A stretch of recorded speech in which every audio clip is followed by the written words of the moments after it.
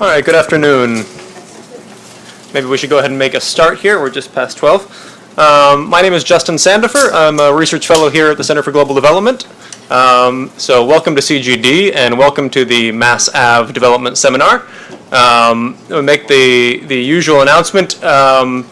Somehow you all heard about this event, which is good, but if you heard about it through word of mouth and want to be on the email list, please go ahead and sign in at the reception on your way out, and you'll be added to the email list. The MADS is basically a monthly development seminar, although we take advantage of sometimes out-of-sequence opportunities when we can have speakers such as the ones we have here today. So let me introduce briefly our speakers, and I'll leave it to them to introduce the topic. Today we are going to have a presentation on worms at work and deworming, school-based deworming in Kenya. We have with us Sarah Baird, who's an assistant professor in the Department of Global Health at George Washington University, previously a postdoc at UCSD and did her PhD at UC Berkeley, who's been doing some interesting work you've probably also heard about if you're a regular MADS attendee on cash or condition and conditional cash transfers in Malawi. Sarah will be presenting along with Professor Michael Kremer, who probably needs no introduction in this audience, but who is Gates Professor of Developing Societies in the Department of Economics at Harvard. He is a non-resident fellow here at CGD, and I'm relatively new to CGD, but it feels at times that much of our work agenda here at CGD kind of grows out of Michael Kremer's research agenda, vaccine research and advanced market commitments, odious debt work, closing the evaluation gap, building on the kind of work he's going to be presenting here today. So we're always excited to have him back and interested to hear what he has to say today. And then as a discussant panelist here, we have with us David McKenzie, who's a senior economist at the World Bank. David works on migration, microenterprise development, and specifically on developing the kinds of experimental methods you're going to be hearing about today. So fittingly, David has worked on both the design of randomized controlled trials, measuring self-employed income, and sampling of migrants, which I think are all going to be important methodological themes in the paper today. So a great lineup, and without any further ado, we're going to have roughly 50 minutes for Michael and Sarah to divide on the main presentation, and then about 10 minutes for David to discuss. If there are clarifying questions during the presentation, feel free to raise a hand and ask clarifying questions, but we'll try to keep the main Q&A till the very end. There will be ample time at the very end for Q&A, so leave those more substantive questions until then if you don't mind. All right, I think I'll turn it over to Michael.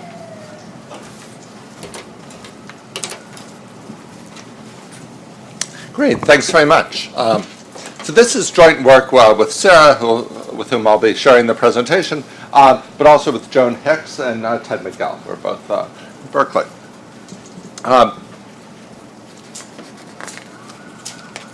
So there's been an active debate over subsidies for child public health.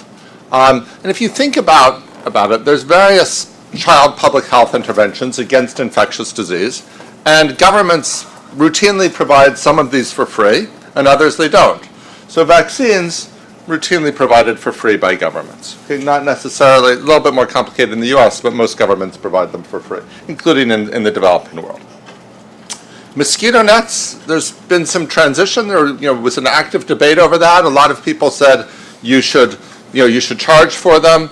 Some recent evidence suggests that take-up is very sensitive to price, and there's been some policy shift towards giving them away for free.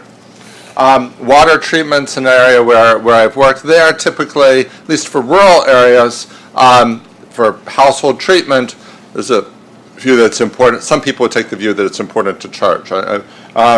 Deworming is another example. So most, right now, the WHO is encouraging governments to supply school-based deworming as a matter of course for free. In most places, it's not done in the sort of mass school-based way. If you want treatment, you have to go to a health facility and probably have to wind up paying for it. Okay. So part of this debate, a lot of the debate over this, has focused on the question of what's the impact of pricing on take-up. And we're getting more and more evidence on that. So earlier work that Ted McGill and I had done on treatment for worms, which I'll briefly mention today, suggests that it's a if you don't charge, you get much, much higher use of deworming medicine than if you charge. It's quite sensitive. Cohen and Dupas find the same thing for mosquito nets. Work on water treatment suggest similar results. Water treatments, Prof, Baird, and Shapiro would argue that some people might take this and use it for other purposes. Vaccines, this paper, as I say, they're already given away for free, but Banerjee, Duflo, Glenister, and Kotari have a paper suggesting that, well, you could subsidize it. You could provide some lentils at the vaccine station, and then maybe even more people would get vaccinated, and in fact they do. So it looks like take-up is quite sensitive to pricing. But that's not enough to end the debate about how much should we subsidize things. Should we subsidize them? If so, should we subsidize them fully? Should we go all the way to the Banerjee and Glenister view and go all and fully subsidize things? More than subsidize things. And that's going to depend on what's the impact of this, right? And it probably depends both on what's the direct impact on the person who consumes the good, but also if you think about this in terms of theory of public finance, there's a strong straightforward public economics argument for subsidizing activities that create positive externalities. The person who consumes the vaccine gets some of the benefit, but part of the benefit goes to other people because if they're less likely to be infected, they're less likely to transmit the disease. So you can question is how big is the impact both for the person who consumes it, how big is the impact for other people? Now, they're advocates for public health expenditure on children argue that these generate very high returns through improved adult living standards. And if you go, if you think about, say, Jeff Sachs, other people who are WHO Commissioner on Macroeconomics and Health, there's some people who go so far as to say not only do they have high returns, but they actually explain a considerable portion of the difference in income levels across countries, or they might be responsible, health problems might be responsible for keeping countries in a poverty trap. But there've been all sorts of claims about this, but it's hard to estimate this. Okay, why? Well, there are some studies of the impact of adult health on productivity in particular industries. So, for example, there's papers that look at what happens when firms provide antiretrovirals to their employees, and then they try and look at are people missing work less often, et cetera. They typically find effects, but in the case of antiretrovirals, it wasn't enough to make this a good investment from the private perspective of the firm if you're setting aside the utility gain from health. And just to be clear, I think a utility gain from better health has got to be a huge part of the reason to invest. This is just, some people claim that even setting that aside, you could make this, you could justify this. An issue there is that if you're looking at antiretrovirals for somebody who's an employee of a mining firm in South Africa, while they're already an employee of that firm, that's probably, their health might not affect which firm they work for. But if you're thinking about investment in child health, it's hard to do that sort of firm-specific or industry-specific study because you don't know what industry they'll wind up in. And more generally, there's just not many panel data sets tracking children into adulthood, and obviously there's econometric issues or statistical issues. How do you isolate the impact of a child health investment? Okay. Then add on the issues of measuring externalities, and this is you can see it's a complicated problem. Okay, so what do we do? We're going to talk about one specific case here, the case of deworming in one particular part of Kenya. I'll start out by giving some background on worms and on the particular program that we're evaluating. Talk a little bit about the data set that we've put together. It's a panel data set designed to address some of these issues, and how the measurement approach we'll use. And then Sarah's going to take over and go through some of the results. So in earlier work, which I'll talk about, we looked at the sort of immediate results, the short-run impact of treatment for worms. Sarah will talk about the longer-run impact on health, education, living standards as adults, and then talk a little bit about the mechanisms for that impact. We're just starting to get into bounding the rates of return. I'm going to present. I'll show you what we've got, but there's lots of things wrong with it. But I think you'll see the direction that it's going in. and then talk about some of the implications, both for how we think about various issues in labor and development and health, but also about policy. Okay. Hi. So here's some background, and please jump in if I've got this stuff wrong. Okay, so let me tell you a little bit about worms, and then I'll tell you a little bit about earlier work on this project. And I'll go into a little bit more detail here, because not only will I be telling you about earlier work on the topic, but setting the stage for what the background you'll need to understand the estimates that Sarah will go through. Okay. So there's an estimate, and it was that 1 in 4 people worldwide are affected by intestinal worms. So hookworm, whipworm, roundworm, those 3 are called soil-transmitted helminths. They're very common. Schistosomiasis can be more serious, but it's somewhat less common. There are particularly high rates in Africa. There are particularly high rates among school-age children. These are, I could go through the life cycle of this, but there's fecal transmission. They get into the soil. There's schistosomiasis as a part of the life cycle in snails. And then it comes back, so it's particularly common around the lake and where we work. And then comes back into humans. So part of the life cycle, there's a life cycle of these. And part of what we're interested in is, do we interrupt the life cycle, the life cycle, and then prevent infections for others? These infections can cause anemia, stunting, lethargy. Okay? They're very crudely put, they're consuming some of your nutrients. Okay? Now there's some evidence that they may have some impact on the immune system.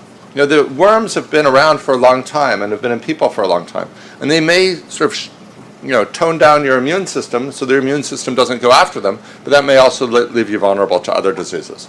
So there's some evidence on malaria from Kirwan et al. There's been speculation about impact on HIV. The people I know, I don't know this. I'm not a scientist. I know some scientists I talk to are skeptical about that, but certainly the malaria results, look good to me. So that's the disease. What do you do about it? Well, there's medicine that's very cheap to treat these.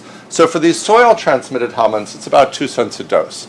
For the schistosomiasis, 20 cents a dose, and it may have even come down further. Okay? And not everybody will need the schisto treatment. Okay, WHO, but the diagnosis is costly. So since this is incredibly common in large parts of the world, the WHO recommends that in areas where it's sufficiently common, just treat all the kids in the school, because there's side effects as you expel the worms. You feel a little bit sick as you expel the worms, but there aren't long-term health consequence side effects. So they say just treat everybody if prevalence is high enough. And they want to get 75% of the world, of the appropriate areas covered, but we're quite far from that, very far from that. Okay, and which is one of the questions here: should the world prioritize this more? Okay, so let me say a little bit about this project and the particular context that we're looking at, and start out by describing some of the earlier results. So this is an area in rural Western Kenya near Lake Victoria. It's got high prevalence, so I don't want to claim you could mechanically apply these results everywhere and expect exactly the same thing. 90% of people have some infection, 50% of people have moderate to heavy infection. But while it's high, it's not off the charts. This isn't out of the range of what occurs other places. It's also a place where, despite the high worm infections, there's not so much anemia. People must be getting iron other ways. It's a little bit of a surprise that there isn't that much anemia, but there's not that much. And that's actually there's a lot of evidence of long-term impacts of anemia. So that suggests that one of the main channels through which worms might cause problems is not present. Yeah. Sarah will talk a little bit about when we look at interaction effects with the level of worms in different parts of our sample. ICS is a small NGO. They phased deworming and health education into 75 primary schools, and they did this about starting in 1998. Okay? And they put them in. They arranged the schools in order alphabetically within zones, and then they did count it off: 1, 2, 3, 1, 2, 3, 1, 2, 3. Group 1 schools were treated in 98 through 2003. Group 2 started in 1999. Group 3 started in 2001. So if you look in this paper, we'll be focusing on all of the schools got deworming. So we're not comparing schools that got no deworming to schools that got deworming. We're comparing schools that got deworming for either 2 or 3 years more than the comparison schools. So we're looking at some level a relatively small difference in treatment, which gave us some question in a pretty small sample, only 75 schools and only 2 to 3 years difference in treatment. Would we in fact find anything? But I'll argue that we in fact do. Okay, after the NGO had a standard policy, like many NGOs, reflective of the issues which I began the discussion, that it was very important to have people contribute at least something. So they had a general policy, not just for deworming, but for everything. The community has to come up with some of the money. And we were able to convince them, look, try it, and let's see what the impact on take-up is. So half of the group 1 and 2 schools got the cost sharing and half of them didn't, and it led to a complete collapse of take-up. And based on that, they actually changed their policy and fully covered it. Okay, but we do have another source of difference, which we haven't fully used yet, and I hope we will in further iterations. But it's of 1 year of cost sharing. I don't think it won't do much because it's just 1 year. Okay. The groups were otherwise pretty similar at baseline. Okay, so let me say first what was the proximate impact, the intermediate impacts. Then I'll talk about short-run impacts. So the health education just was a total failure. So there was messages to make sure wash your hands because that way you don't wind up with dirt on your hands that might lead to infection. Wear shoes, because some of these worms will enter through the feet if you're not wearing shoes. Don't go swim in the lake where you can get schistosomiasis. No difference in observed hand cleanliness. No difference in whether kids were wearing shoes. None of this made any difference. Okay? That's one of the reasons why we're relatively confident that the impacts that we're seeing come from the deworming medicine as opposed to from the health education. They spent as much on the health education, by the way, as on the deworming medicine. And I don't want to claim that health education could never work. In this particular case, it doesn't seem to have worked. Okay. One of the things I should have mentioned when I described deworming is it has to be repeated every year or every 6 months, depending on the level of worms in the area, because you get the worms out of your body, it kills the worms that are in your body, but then you get reinfected. Okay.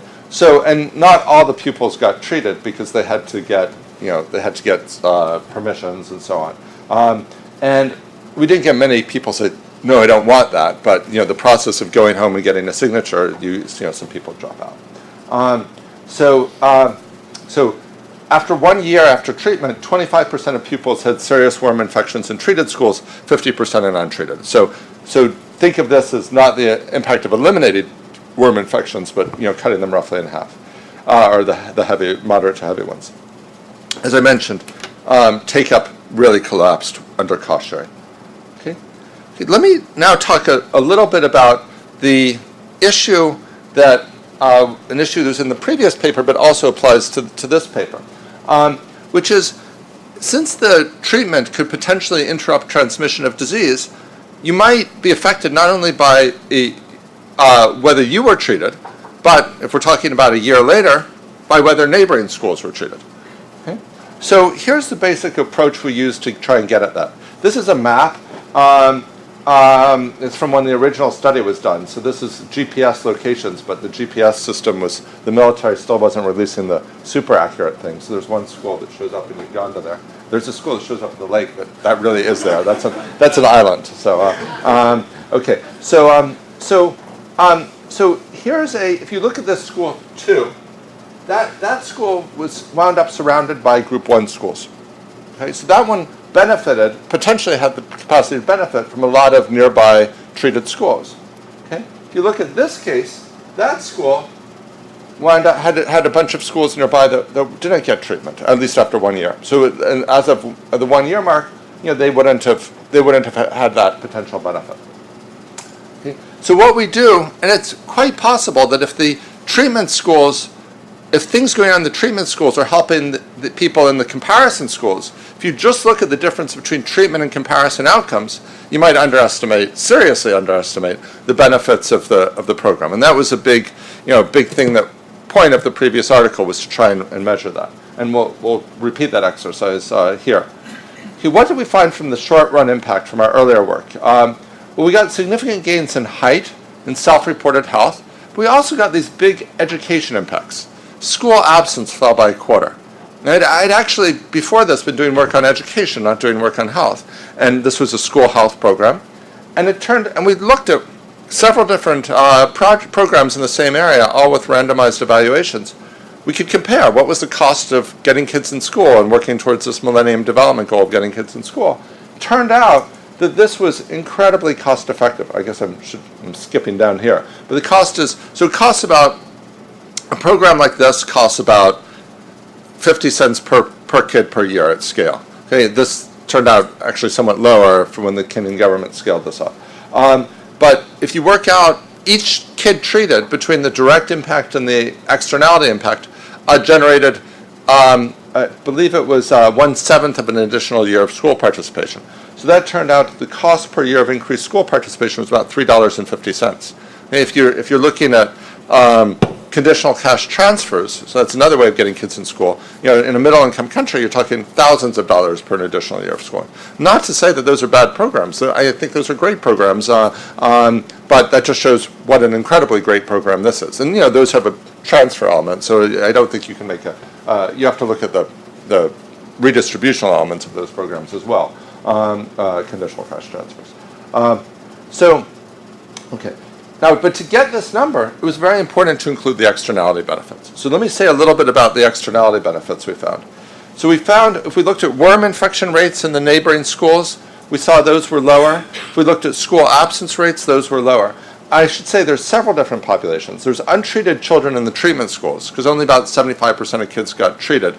Others didn't for one reason, or for example, Now WHO says you should give this medicine to everybody. At the time, they said don't give it to girls over 13 because maybe there's some, maybe it causes birth defects or something like that. Turned out that wasn't a problem, but at the time they weren't recommending that. So we looked at girls over 13, for example. Children in schools within 6 kilometers, using that approach that I just showed.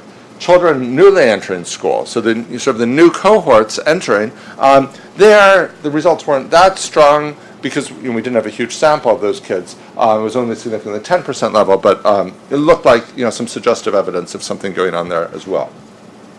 And as you'll see, there's new work by Owen Osier finding much stronger results. Oh, what do you know? Owen Osier has, who's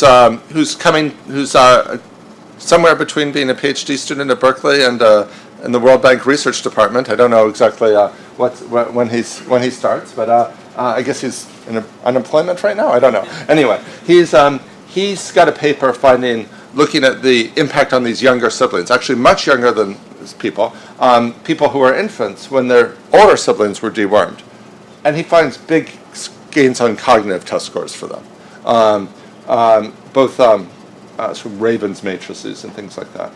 Okay. Let me mention another piece of evidence. This is more sort of lit review type thing before turning over to Sarah, or before going through our data set and then turning over to Sarah. Hoyt Bleakley looked at the U.S. South. So this isn't a randomized trial, but he looked at the Rockefeller Foundation had a big campaign to get rid of worms in the U.S. South in the early part of the 20th century. And what he does is he compares regions that had worms to those that didn't, and he finds big gains in school participation and big effects, sort of tracing this through censuses, 17% income gain. And he projects that this would be sort of 25%, given the higher worm infection levels in tropical Africa. So very big impacts. We actually found this old study from a Costa Rican plantation. The Rockefeller Foundation also did some work in Costa Rica. This is just before and after. Okay. What's our data set? Well, mentioned one of the challenges in finding the long-run impacts or the impact on adult health of child health interventions is the absence of panel data. So there's a huge effort to try to put together a panel data set, which may be useful for for lots of other purposes. This, so there were 7,500 people in the baseline. By the time of the survey round that we're reporting on, most were 20 to 26 years old. Okay? Now these people move around a lot, as I'll show you in a second, which makes it pretty hard to follow them. But there was a quite intensive effort, and what's called the effective tracking rate was above 80%. Let me explain a little bit more about what that is. Okay.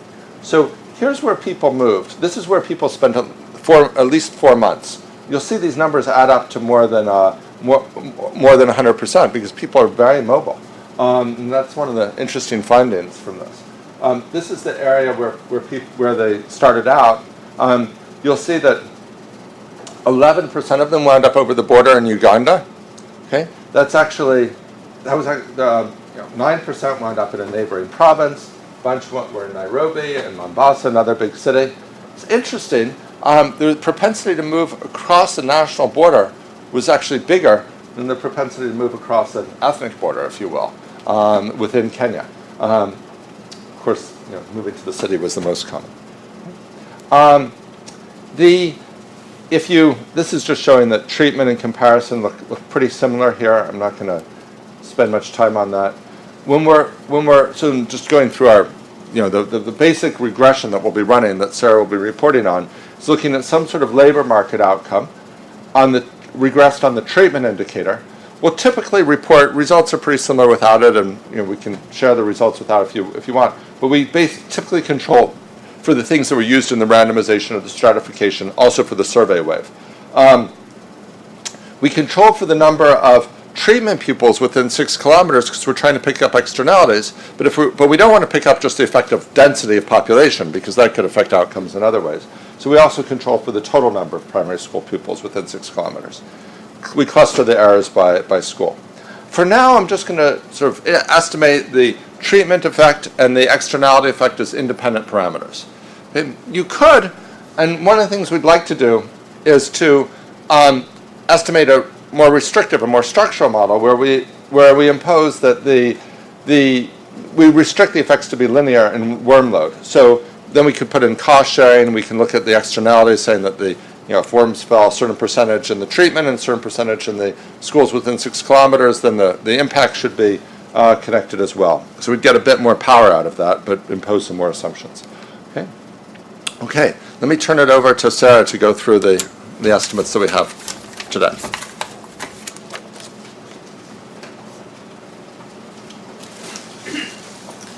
All right, so Michael was kind enough to go through all the hard stuff, and now I'm just going to show you a bunch of results. So again, these are looking at health, education, living standards, and then mechanisms for kids that we surveyed in 2007 through 2009 that were dewormed between 98 and 2003. And again, on average, we're estimating off of about 2 to 2.4 additional years of deworming.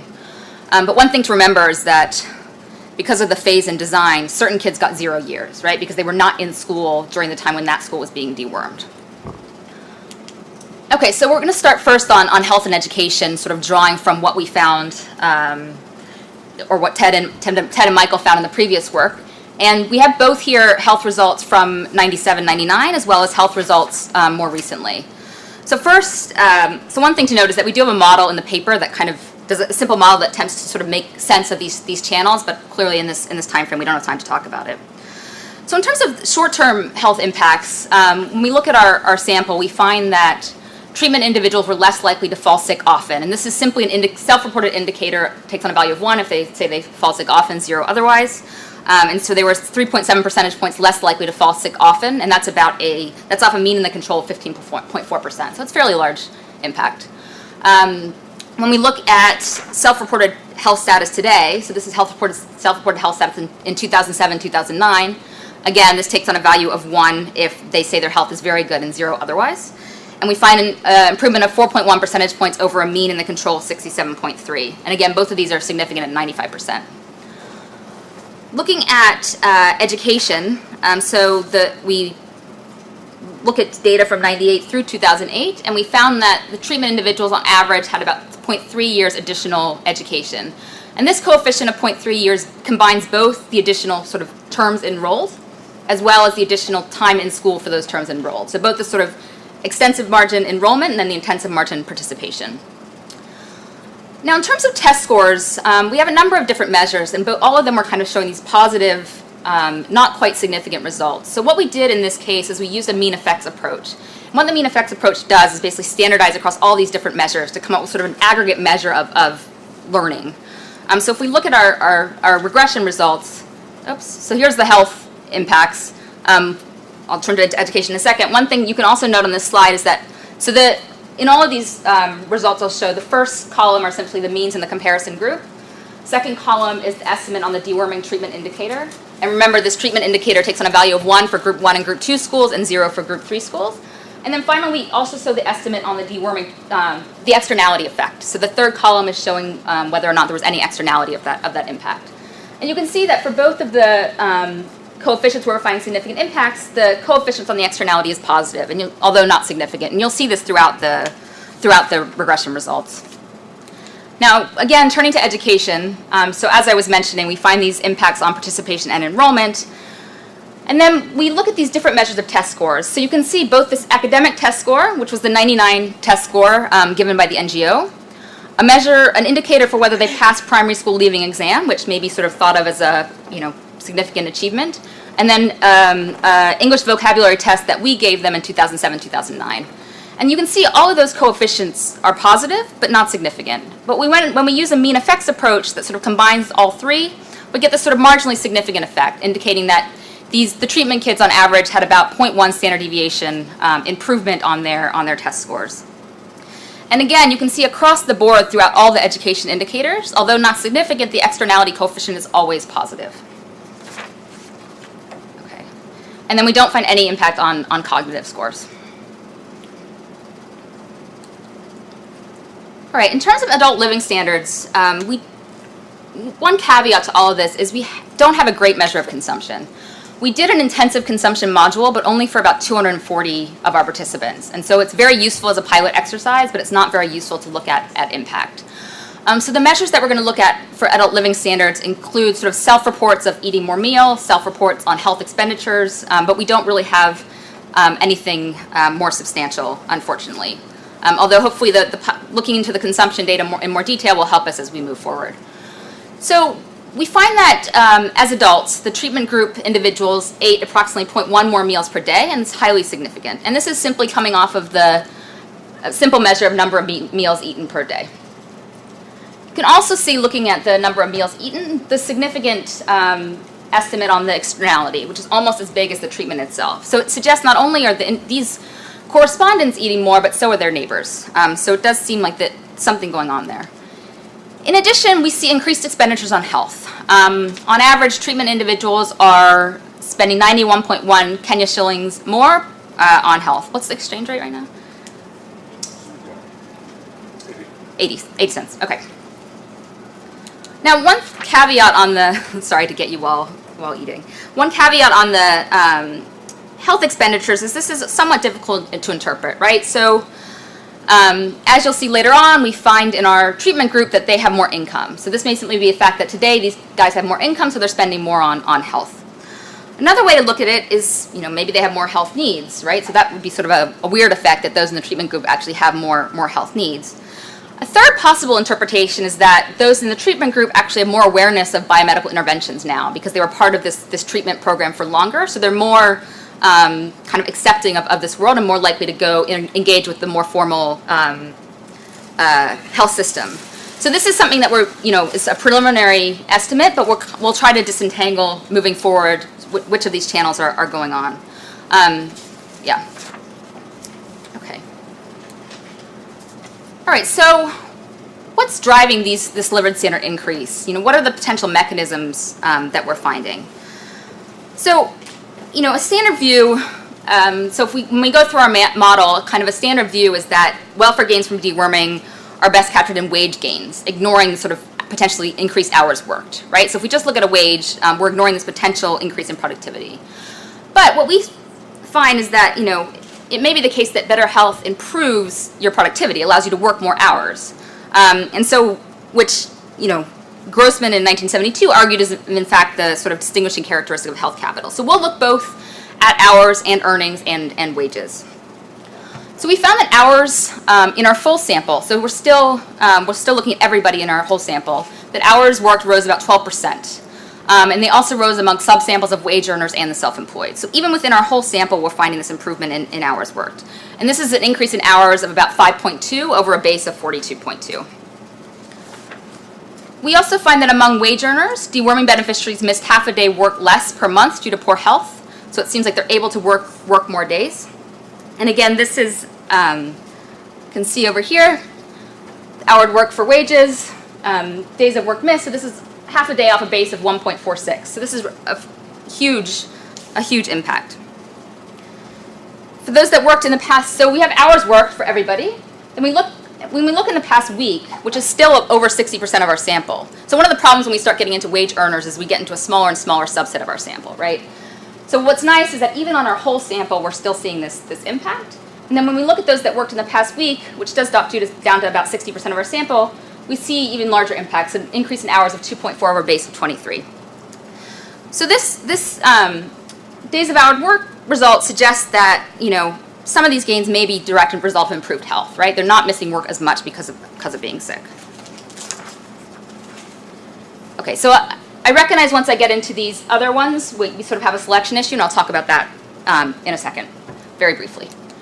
Okay, so for those of you that prefer figures to tables, this shows the total hours of work for those in the wage subsample. And you can see this sort of shift in the treatment among this part of the distribution. So you see a lot less treatment individuals working 0 to 20 hours, and a lot more working this 20 to 40 hour work space. So this is sort of shift in the density. And similarly, when we look at earnings, we see again a similar shift. This very clear shift in the distribution, the treatment and control. So it does look like something's going on here. Like these treatment individuals are working more, are earning more. Okay, I want to talk quickly about the wage sample because when we're sort of talking about labor economics, we're usually talking about those that are actually earning wages.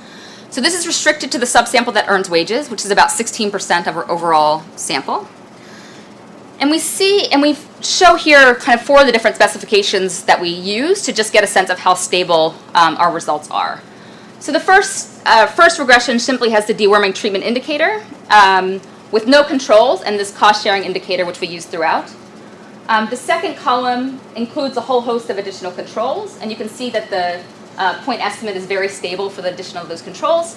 And then we add in our externality measures. And you can see that including those externalities is potentially really important. So what that coefficient 0.253 is basically telling us is that there's an estimated improvement of 25.3 log points for the treatment group, which is approximately 29% increase in earnings. And if you think back to Bleakley's result from the South, these are almost identical, right? His estimate for Africa would be about 25%. And so we're getting very similar estimates to what Bleakley found, which is nice. Another thing to note here is the coefficient on the externality. So again, you see this positive coefficient, although not significant. What this would suggest is basically a 20% effect for those deworming, for those in the control group that were within 6 kilometers. So it looks like there's still some evidence of externalities as well. And just to summarize, sort of the kind of externalities and the cost sharing were sort of key things that came out of Miguel and Kremer's earlier work. So we do find positive, large, and statistically significant local spillovers in terms of both meals eaten and labor supply. And as I mentioned, although not significant at traditional levels, we do find that in terms of labor earnings, a magnitude of 20% on the externality. So it does seem like these externalities are playing a huge role in our results. Throughout our analysis, cost sharing has this anticipated negative impact, right? These cost sharing schools just did not accrue the same benefits as the treatment schools. Okay, so in addition to this increase in hours worked, increase in wage employment, we also find that this interesting shift. So why is it that people, the treatment individuals are earning more, right? The treatment individuals in the wage sector that are employed in wage jobs are earning more. So we use this decomposition along the lines of Oaxaca 1973 to figure out, is this coming from what's driving this result? And we find a large shift in employment sector. In fact, we find that among the treatment individuals, there's a tripling of employment in well-paid manufacturing jobs. So they've shifted their employment over to the manufacturing sector. And this is particularly for men, and it's significant at the 99% level. We also find much less casual labor and work in domestic services for women. Right? So this sort of brings up this kind of broader pattern that not only are we finding this pattern that health investments boost productivity and work capacity, but we're also finding that it seems to lead individuals to shift into more lucrative jobs. So, this sort of poses the question, does better health kind of promote economic structural transformation, right? Is there something going on here in addition to boosting productivity that's allowing them to actually shift into better jobs? So given the time, and I know that we want to leave some time for Michael to talk about policy at the end, I'm going to not talk about the selection issue. We go through a whole bunch of different methods to look at selection. We look at, so first of all, there's no differential selection into the wage sample. Treatment and control girls are equally likely to be wage-earning individuals. We don't find any difference in their observables, and we do, all sorts of other Heckman selection, etc. And results are continuously robust. But that's somewhere that, if any of you have suggestions on further ways to look at that, we'd be happy to do so. Okay, so we've looked at wage earners. We do find some gains among the self-employed. They have higher reported profits and hire more employees. So this impact does seem to be translating outside of the wage sector. And again, we do a mean effect here and find a mean effect of 0.175 standard deviations. We don't, however, find any detectable impacts on agricultural sales, land area, crops, technology adoption, or hours worked. Really nothing going on in the agricultural sector. This is somewhere where we still need to do more work. Measurement of individual productivity in agricultural subsistence is difficult. Many of these individuals potentially still live with their families, so how do we sort of disentangle their productivity from that of other family members? Or really, is there no scope for increased work in agriculture anyway? Are they already doing as much as they can?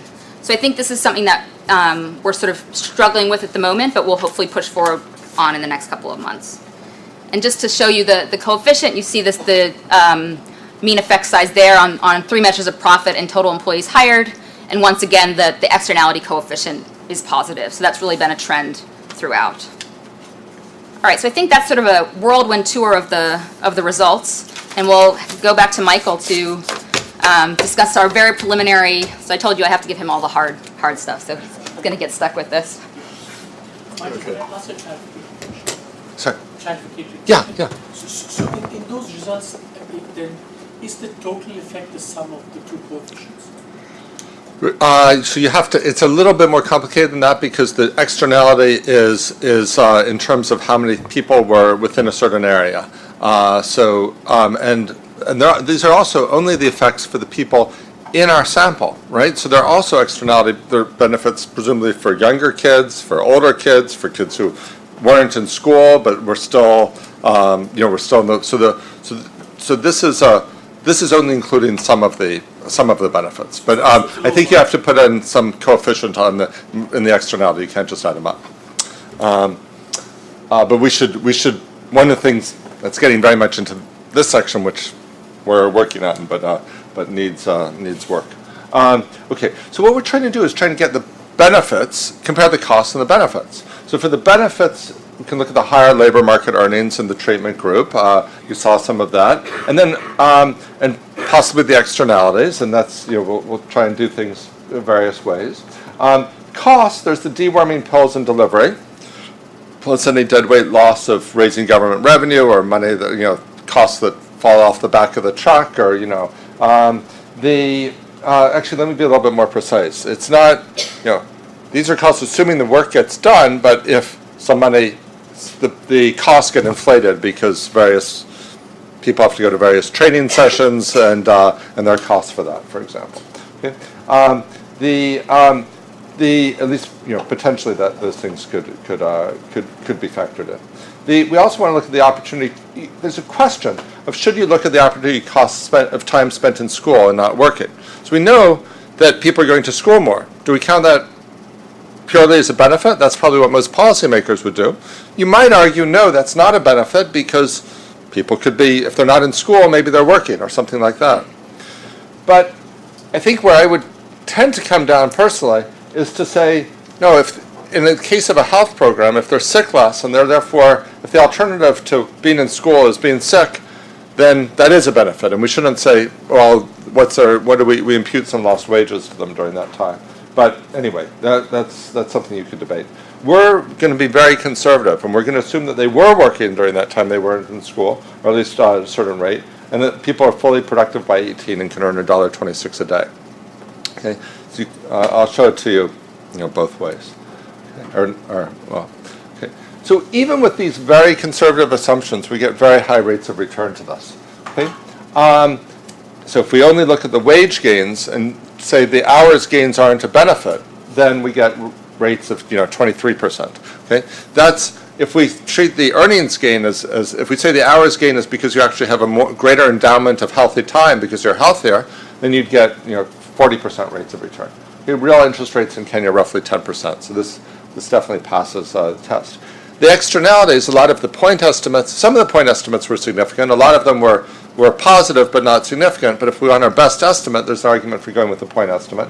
In terms of our best estimates, it looks like full subsidies would be justified just looking at the externality benefits. Okay, so if you said, okay, here's a table. There's definitely some things wrong with it. Let me just, one thing I want to point out to you is, the big thing on the cost side here is not the cost of the pills, it's the cost of the time that people, we're assuming a big cost of having these kids in school. And if you thought, under very reasonable circumstances, you wouldn't count that as a cost. And then, since this accounts for the bulk of the cost, the rates of return on this would be astronomically high. Okay, not these 20% or 40% numbers I'm talking about, but 10 times as high or something. I'm guessing. Okay. What are some implications of this? Aside from the sort of cost-benefit analysis, this is going to be concluding slides, so I'm going to be more speculative. So one thing is there's a debate about how early do you need to hit kids to have a long-run impact on when people are adults. And there's a view that you have to get kids when they're very young. And this suggests that, even when kids are in school, you can have an impact, for the case of wage earners, a 20% impact on their wages through a health program. Okay? Obviously, that suggests it's at least worth trying to look into this for some other child health investments. It's not going to take, a 20% increase in wages is not going to turn Kenya into Switzerland. So don't want to necessarily endorse the view that this is the key determinant of macroeconomic, of where countries are in the world distribution of income. Some implications for labor markets. So the fact that we see this program led to a tripling of these sort of manufacturing jobs, that suggests that there's matching in labor markets.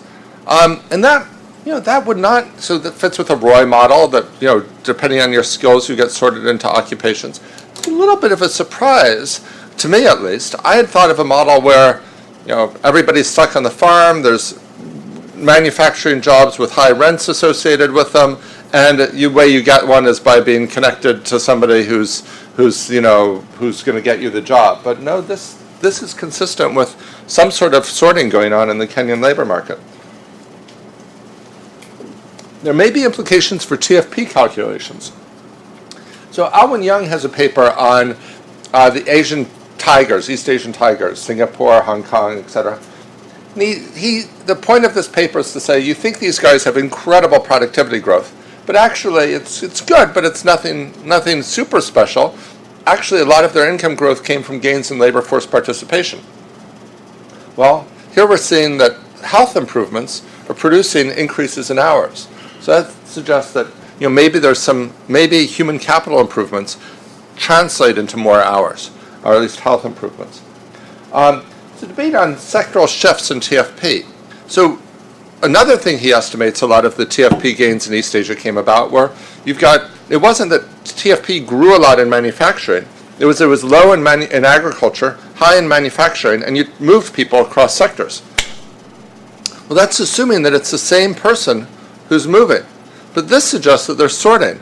So even though these guys look quite observably similar, they went to school more, but they didn't get more years of completed education.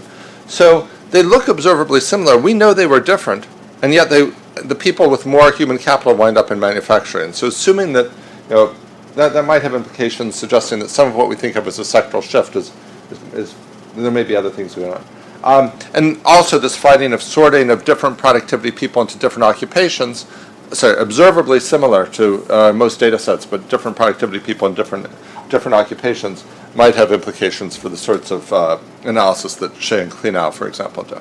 I'm happy to talk about that more in Q&A if people are interested. Okay. So those are some implications for, how do we think about development, but some implications for policy. Just to sort of summarize a little bit, we compare the adult outcomes for the participants, for their neighbors, under no subsidy, full subsidy, and cost sharing, although that last bit isn't really done yet. And we see these improved adult labor market outcomes. The 20% gains in wages that are the point estimates of the externality benefits alone would justify a full subsidy. So where do we stand on this? Well, I think there's been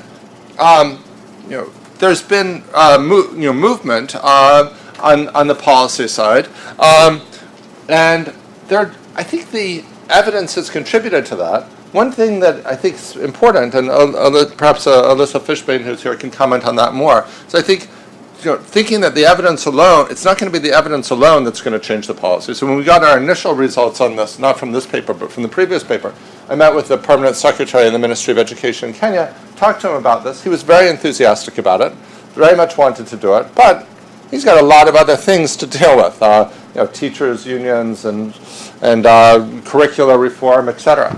So to actually, make this happen required, I think, an additional ingredient, which was a set of people who are going to, for whom this would be their main job. And a number of people who've been working in the child health area for a long time. We felt it was important to try to have a dedicated effort on deworming. So a number of us created an organization called Deworm the World, which Alyssa's with. They arranged both to do some dissemination on this, but also to arrange for some technical assistance with the ministry, so ministry would have resources to devote specifically to this problem. They created the Ministry of Education, Ministry of Health got together, sort of thing requires cross-ministry coordination, created a national deworming plan. That got approved and put into the government education plan.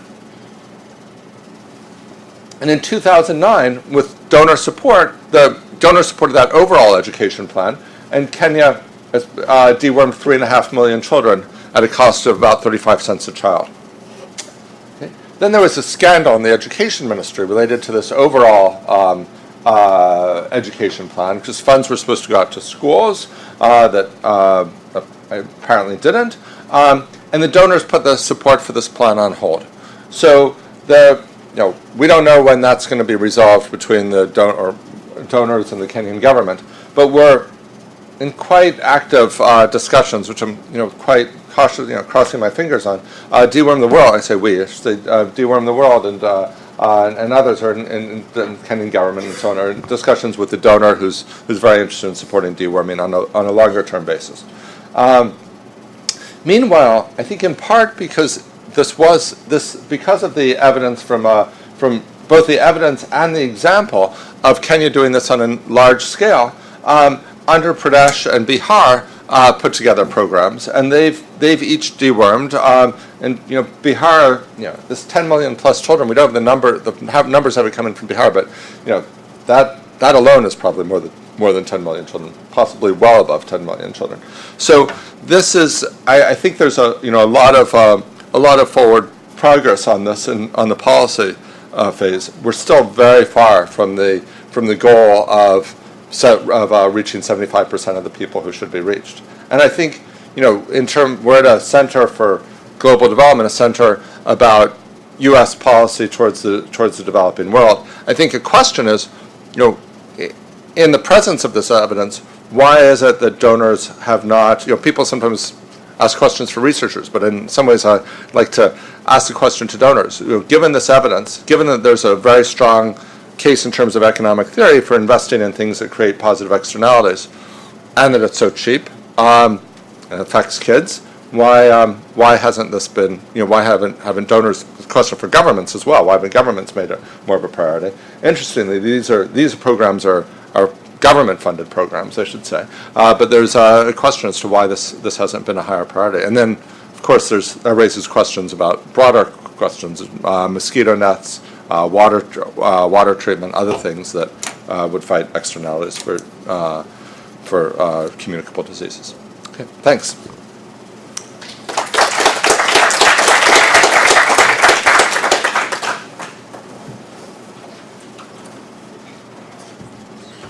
Actually, I guess we.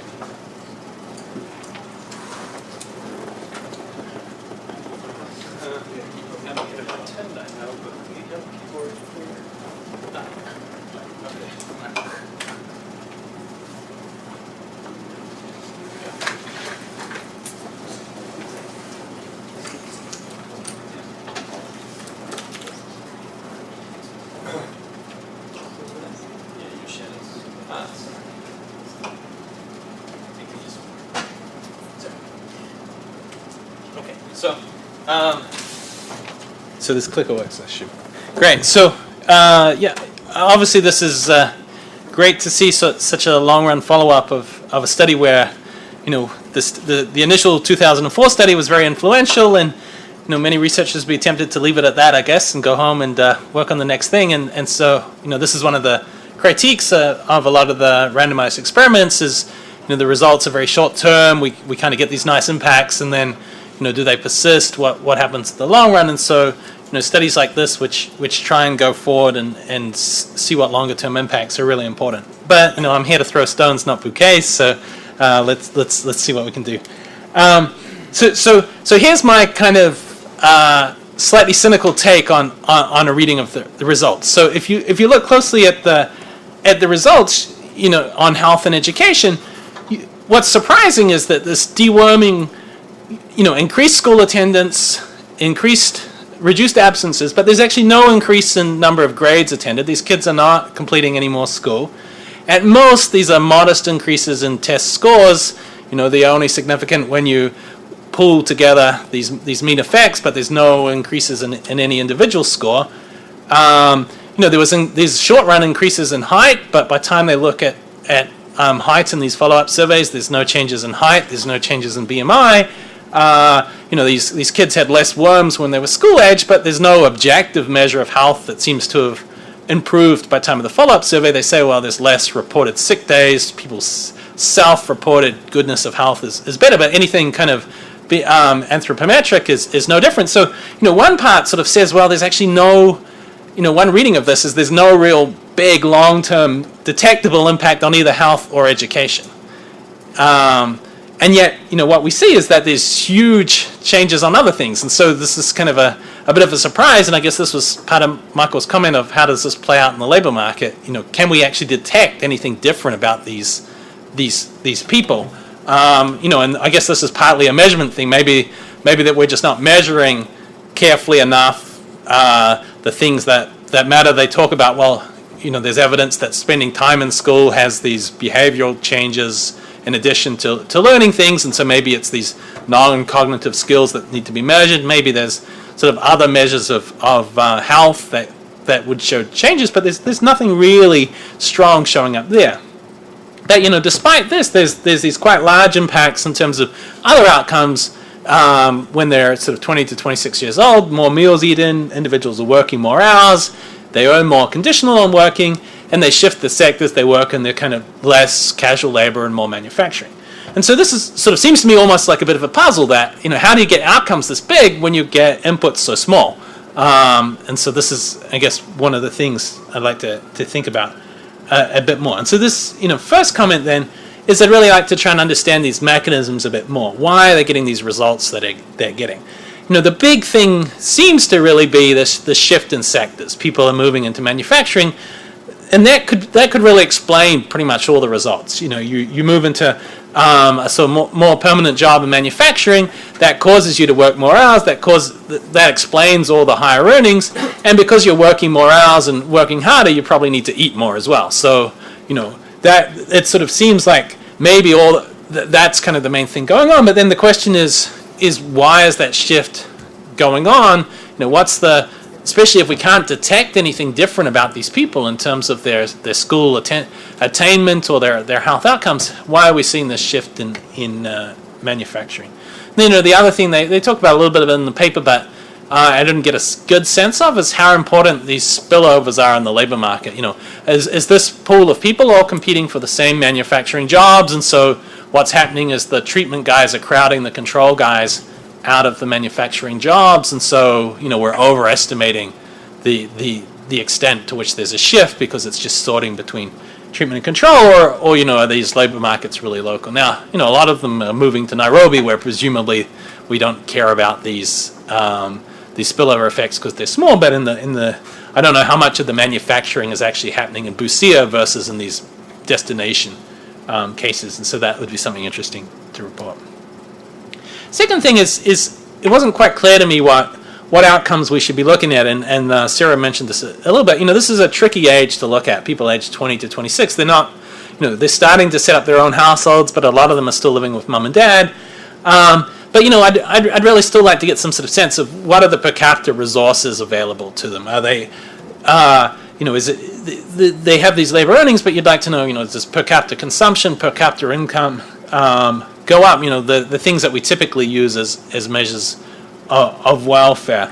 And part of this is because it's, especially at this transition age, it's not clear ex ante which direction we'd expect things to go. If I stay in school longer and then I might actually, at age 20, be less experienced at work, be sort of at a stage where I'm transitioning towards occupations that in the long run will be paying more, but in the short run might pay less, etc. And so it's sort of, maybe these kids are, nobody goes to education long enough, and all these things have washed out by the time they're at this stage. But it's not completely clear. Only 16% are working, and we know, amongst adults, especially male adults in a lot of these countries, I guess only 16% are working in wage work. A lot more are working in agriculture. But it still seems like more need to be working. So that's kind of big picture things. A couple of technical things.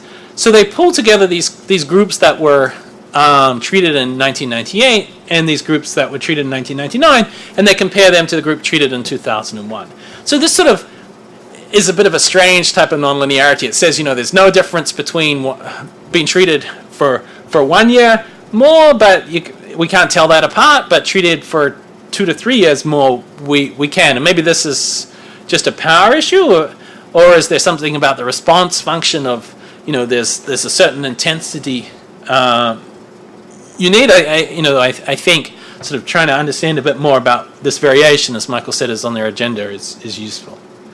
On attrition, they did a really good job tracking, I think, and they did some of the things that you'd want to do in terms of trying to track some people more intensely and use them to learn about the ones that you can't track.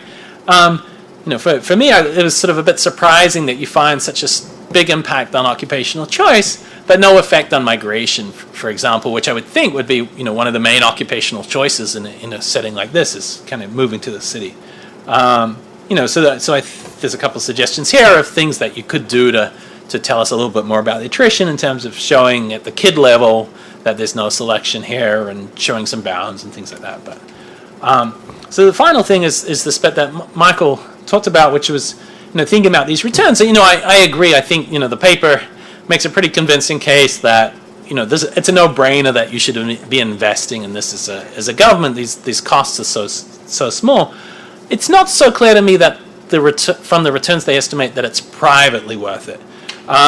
These internal rates of return they get are smaller than the returns on capital Michael's found in grocery stores in Kenya and other studies, and the returns to capital facing households and in other activities may exceed these. And the other thing is I guess getting at this behavioral economics thing. These returns are just on a really small cost. So forget about the opportunity cost of stuff.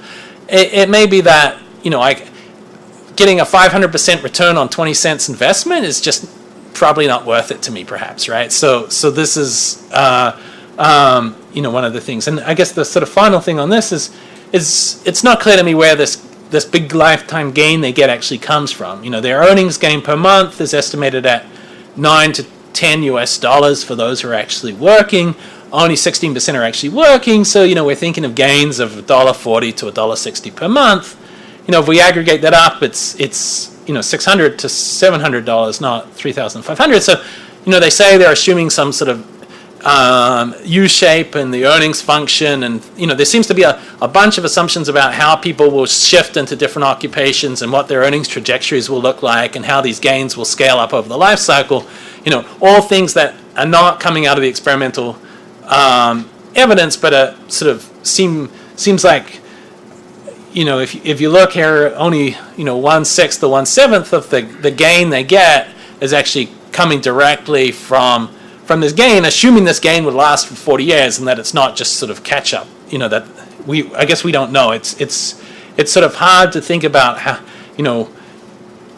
how to do these lifetime gains, I guess, and whether people's decision processes should take account of this. It's especially if you think about the fact that you're investing in these kids when they're 12, and that if you're not going to see any gains until they're 18 or 20, then for many people in developing countries, the discount rate would say that it's irrelevant, right? My discount rate is such that if I'm investing today, 10 years from now any return I get 10 years from now really is worth nothing. So anyway, that's my set of thoughts, but I'll leave it at that.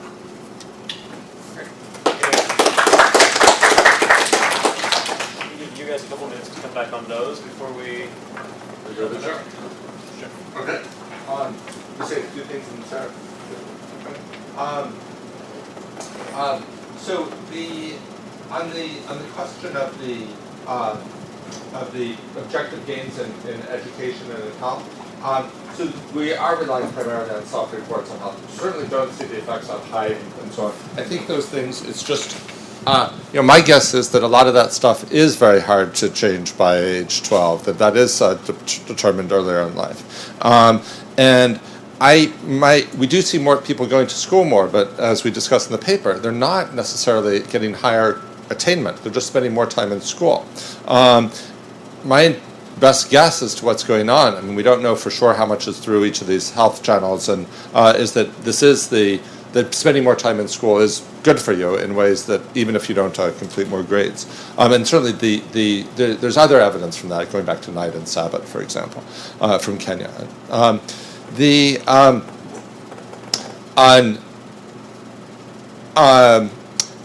We do look at, it's hard to, we don't have great consumption measures, so it's hard to get at per capita resources, but we have piloted this, and I hope we will be doing a new wave, and perhaps we'll be able to get per capita consumption more in the future. But I think the labor income has a virtue, which is these kids are in households with their parents or with others, and so looking at labor income, I think, can in fact be very useful, and that's you're not averaging in with a bunch of other people. On the technical comments, thanks very much. They're very helpful. Looking at group 1 versus 1 versus 2, we'd have a 1 year difference when we get 1 versus, because there's sort of a more bigger gap, 2 versus 3. There's a bigger treatment effect to detect. But I think the idea of we talked about putting everything together in one big estimate, along with some structural assumptions restricting things to proportionality, to linearity, and I think we'll do that, and that will give us more power. On the migration issue, so we don't see much in migration. We do see people. We want to look at whether we see people moving farther away. For example, we get more people going to Mombasa, for example. And that might be part of sort of a greater willingness to go work and do things. Is it privately worth it? I think it is privately worth it, but I agree with you that it's not it is very much the sort of thing, and we see this in the evidence. When people have to pay for it, many of them don't. It's not if you put in a little bit of behavioral economics, it's not surprising that people aren't getting this on their own. I do, one sort of technical comment on a technical comment. When you said this is an investment, it's a good return, but on a small investment, it's not a small investment. It's only a small investment if you don't. We were including in all the it's a 20% return or something, or 40% return, if you include $20 in opportunity costs of your time, that because there's a cost to you of opportunity costs of going to school, which means it's not a small investment. $20 is significant, or it's an incredibly high return on 50 cents, not this 20 to 40%, but a super high return. On the lifetime gains, yes. So one of the things that went into those calculations was an assumption that you get the same percentage gain in income over your lifetime. And if that turned out not to be the case, then the returns, for all we know, when these people are 10 years older, we won't see anything. And because of that, we will be doing another round, and we do want to follow these people up. And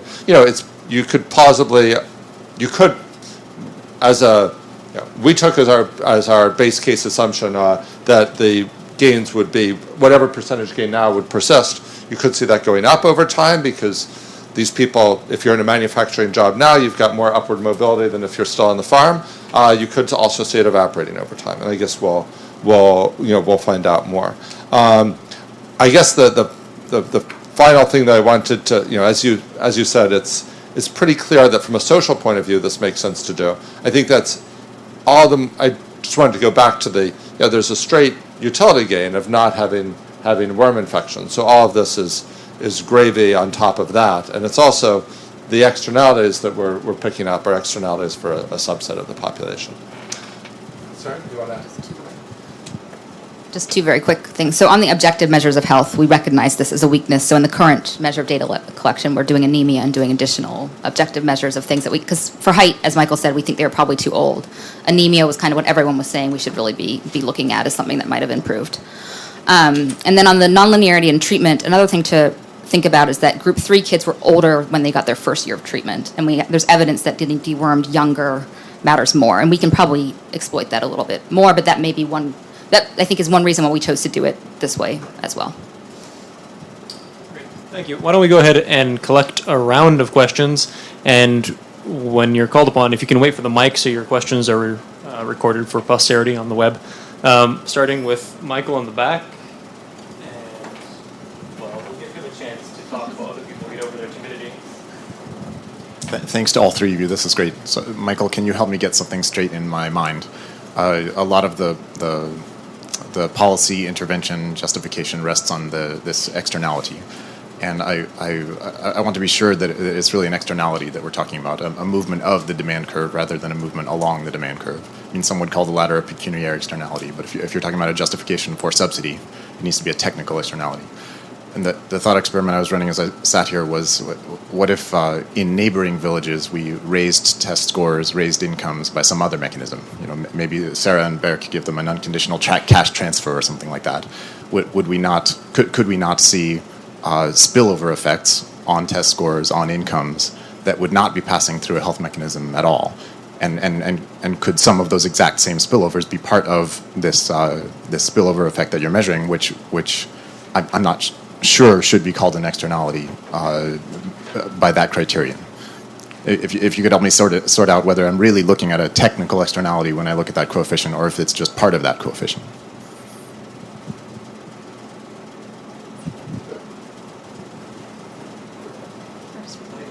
I'll slip one very quick. Sorry? Sorry, I won't slip one in. Just to follow up a question about the anemia, I thought when you were presenting, Michael, that there wasn't a big issue with anemia in the beginning, so I'm not sure how that's going to be used as a health indicator. And then second question, I do want to talk a little bit about what happened with the cost share. I'm interested to see how it was introduced, because not understanding the benefits of it, it's going to have a huge impact on the uptake of cost share, I think. And I don't know how it was done, so I'd like more details.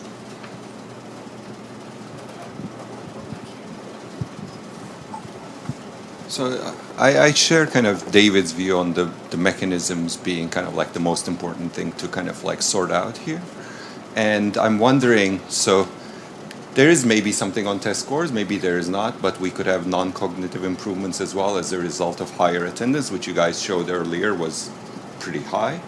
But then if that's the case, I'm wondering whether you have data to sort out, suppose that these kids are more persistent or something like that, it's not that they're higher likelihood of having a manufacturing job, but they're actually higher likelihood of keeping it or being in it longer or something like that. So that you could actually see turnover rates are lower maybe for these people who have jobs, that they stick to it better, something like that. Because I think that's really kind of the improvements in labor market are so kind of stark.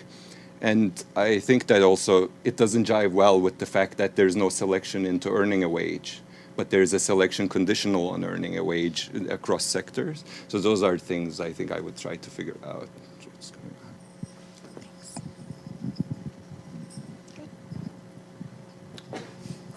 If you were taking notes, I know it's compiling on the questions. Sorry, then we'll give you a chance to talk. So I just want to, maybe you can help me understand. You didn't deworm girls after the age of 12, right? So, but they were dewormed when they were younger, so the earlier 2 years they were dewormed. So how many in the sample, I mean, is it a mostly, what's the sample size of girls versus boys, and what's the differential impact? Because girls don't typically enter the labor force, but they have children much earlier. So what's the impact on their children when they are actually going to be much healthier and are going to have children very quickly after they stop getting dewormed? We go ahead and give you guys a chance to come back on that. Great. Okay. On the technical externality thing, so one thing maybe I should have been clear about is we saw a reduction in worm loads in the neighboring, it saw several different reductions in worm loads consistent with the sort of biological, physical externality. So there was the girls over 13 within the same school. There's the kids in neighboring schools had lower worm loads. Now, it's true, when we look at the long run impact, it could be not only through that mechanism, but you could be through some mechanism of, okay, the kids you're in school B, but the kids in school A got deworming treatment. They went to school more. They did better on the test. You felt like you had to compete with them, and therefore you did better on the test. Not so much they did better on the test, by the way, as we discussed earlier. Maybe slightly, a little bit, but it's mainly they just went to school more.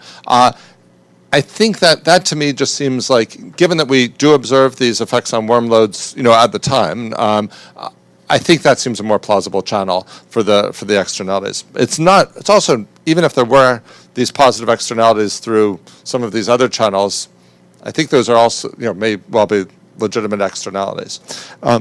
Jensen's QJE paper where he just tells kids in Dominican Republic, you can make more money with this degree and they get better test scores. It's just, it's But not that- completely implausible that there could be other channels. But there was, so what, I guess I don't see tell me what's the analogy here? Why would the deworming program going into school A cause school B to, other than through the epidemiological? The incomes go up in the surrounding villages. I know lots of kids lots of people who make more money or they get better test scores. So I start doing better. Yep. Okay.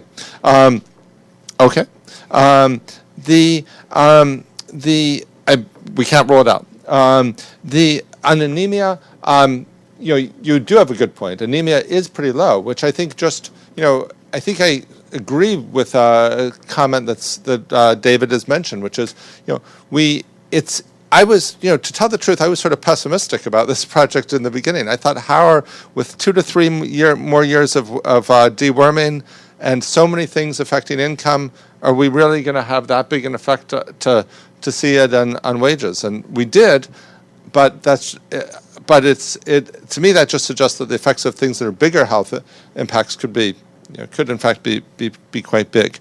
You asked about cost sharing. How did that work? There was a certain fee per family that represented a fraction of the cost that the NGO incurred, maybe comparable to the cost that in a large-scale program. The cost was set on a per-family basis. That meant that there was a different cost per child depending on the number of kids in school. We didn't see much responsiveness there. The responsiveness was really, was there a fee or wasn't there a fee? And that, to me, is consistent with a behavioral interpretation, that if you got a hassle to deal with, you got to find some money, you just don't do it. So in terms of the reasons for doing this, actually, to come back to the externalities part, it's part of the externalities. I actually think the behavioral stuff is pretty big as well, personally. But I think this persistence mechanism, I think that's the big effect we see in a way consistent across the earlier papers. This just there's more time. People are spending more time doing stuff. They're going to They're going to school when they're kids. They're working more hours when they're. And if you in that context, they're going all the way to Mombasa. They're going rather than sort of sticking in nearby.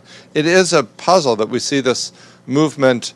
At the high end, among the people who are earning wages, we see an increase in wages, but we don't see sort of movement between categories. And similarly, overall migration looks pretty similar, but we see people going farther. Maybe that's, maybe we only have 75 schools, and maybe there's only so much we're going to get out of the data. But I think this idea of looking at outcomes of kids in the next generation, and the idea of trying to look at is there differences in staying with jobs as opposed to joining jobs? Those are both great suggestions. We'd love any other suggestions of things to look at in the next survey.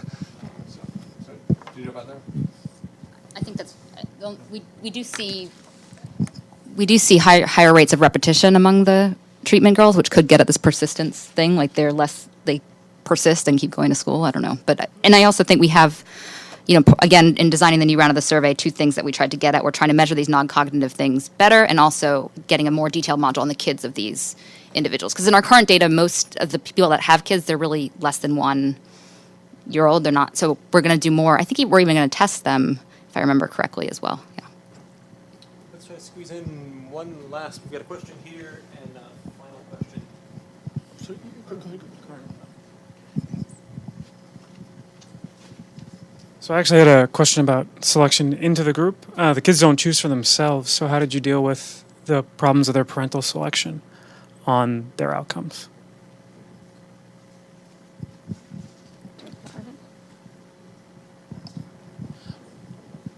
Michael, mine is really a pretty, probably silly, mundane question, which a little bit relates to what David said, that if the externality impact at the health level is statistically insignificant, and at the labor earnings is also statistically insignificant, mostly, if you look at the labor income thing, how should we think about how strong we can be in the policy recommendation? This is just a probably very silly question about, what does it mean? I mean, the weakness relates partly to the mechanism that David said, but also at both stages, I thought statistically it was not that. It was, the point estimate is positive.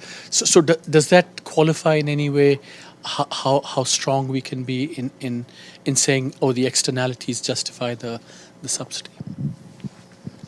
And maybe I will finally abuse the position to ask one.